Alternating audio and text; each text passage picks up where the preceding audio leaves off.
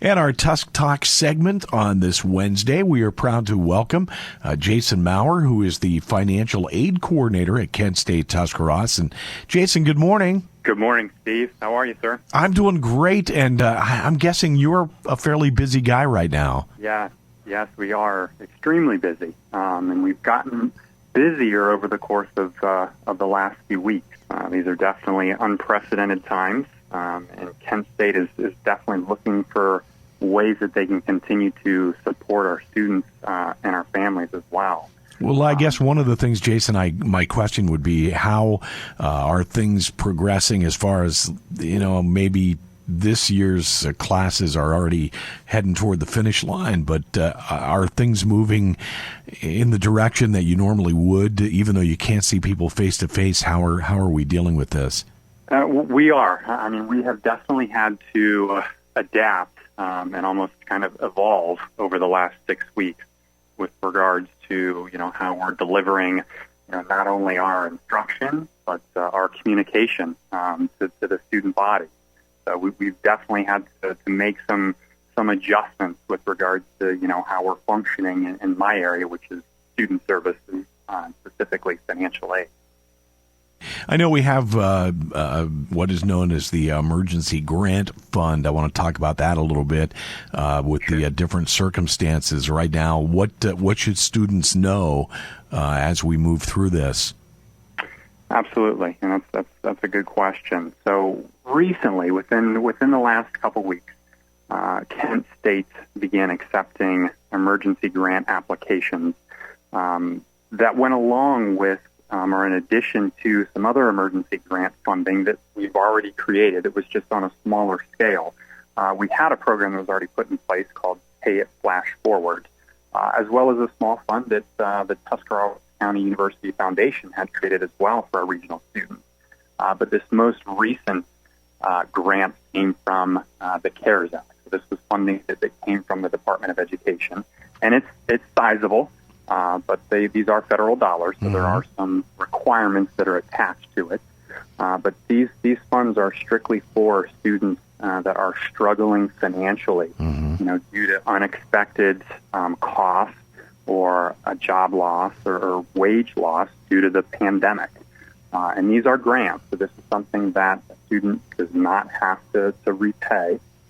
There is only one application now for both of those two emergency grant programs. Okay. We have merged that application, so it's very simple and very easy to apply for.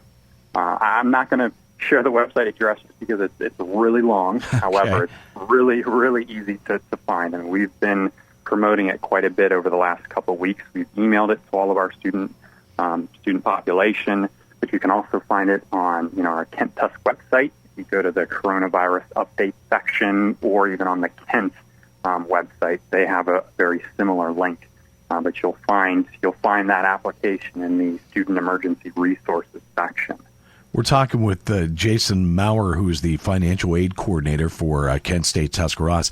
And I'm guessing, Jason, a normal time, the numbers are fairly doable as far as volume goes, but with everything that's happening with people not being employed and so forth, I'm guessing the volume is probably to the point that you've never dealt with before. When it comes to resources like this, absolutely. And we knew that it was going to be something that was desperately needed, so we've been trying to prepare for it. And the amount of funding that we've received, it is sizable. However, because of the needs that students and families have, we know that, or we understand that it's not going to last forever. It's more of a, when will the funding run out, not if. And we only award it on a first come, first served basis, which makes it extremely important that if you have a need, we want to take advantage. The guidelines are broad, so I would encourage, any student that's been impacted to make sure that they reach out, and if they have questions, they can reach out to myself or any of our staff that are on campus who will absolutely guide them through the process and help answer any questions that they may have. Well, in ordinary circumstances, we would say, walk into Jason's office and look face to face. But these are times that you're having to do all this remotely. Is that working out okay? Is people understanding that you got to be a little bit patient because the volume is there, and I think that's the key. Absolutely, and I'm glad that you bring that up. Working remotely, I think when we started was definitely a little bit of a challenge. And it was an adjustment not only for staff, but for students as well. However, we're all, really dialed in when it comes to technology, so I don't think it took, the student body long to be able to, kind of navigate into this new area or this new arena that we're in. So actually, it's been working really well. I mean, we do ask for a little bit of patience, but we've been on top of it when it comes to trying to reach out to our student body. As I mentioned in the beginning, and we've been kind of adjusting and evolving with how we're delivering some of our communication. And we, this time of the year, a lot of times students will be looking for assistance when it comes to, filing like their FAFSA. Where before you could come sit down with me and I could walk you through it. Right. Obviously, we can't at this stage. However, due to some of the technology or the software that we have, we've been able to arrange meetings with students and families where we can video chat and we can share their screen and we can still walk them through the application process. So, we have really come up with some, ideas and some, just utilizing what technology is out there to still try to help and guide students through this process. Great advice. Jason Maurer, the financial aid coordinator at Kent State Tuscarawas, our guest this morning on Tusk Talks. And Jason, we talk about this emergency grant fund and a limited amount. Is there going to come a point where we're going to have to put the sign up and say, closed, funds gone? I mean, at this point, everybody's got to not sit and think about this. If you need it, you need to act sooner than later. Absolutely. And at this stage, yes, would be the answer. I mean, once the fund is exhausted, then we don't have anything left. However, I mean, there's always hope. We don't know as things are evolving and as the government is looking at what, citizens, families, students need. Sure. Maybe there's potential in the future for additional grant funding. Right.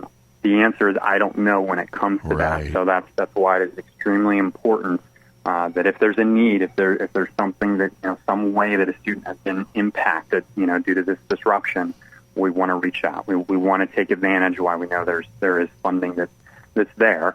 And then if for whatever reason, because of some of the guidelines that are attached to the federal dollars, if a student doesn't qualify, I would want them to then reach out to myself and let's see if then we can provide some assistance, through our Tusk campus university resources. Great advice, great work, and the best source, I guess, Jason, would be to go to the Kent State website and find your way to the area you need to go to from there, and that's how you're connecting up with the students right now.